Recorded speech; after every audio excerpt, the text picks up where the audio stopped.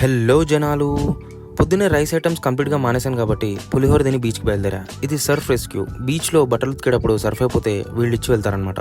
Very good initiative by Goa government.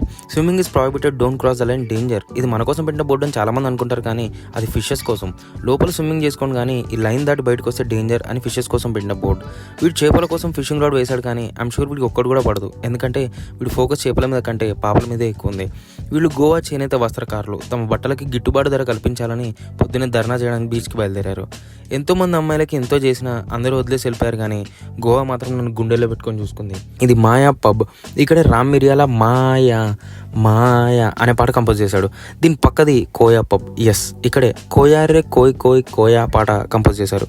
ఇది Cheetos వాళ్ళన్న పెట్టిన టీటోస్ పబ్. ఈ అమ్మాయి టీటోస్ వాళ్ళ మరదలు, అందుకే ఐ లవ్ టీటోస్ అని బోర్డు పట్టుకుంది. టీటోస్ లోపల నరదృష్టి, నాగదోషం, చెడు దృష్టి, వ్యాపారం, ఉద్యోగం, రాజకీయం, ప్రేమ, పెళ్లి లాంటి ఎలాంటి సమస్యలు ఉండకూడదని శ్రీ శ్రీ శ్రీ జానీ వాకర్ బాబా గారు ఈ యంత్రాన్ని ప్రతిష్ఠించారని తెలిసింది.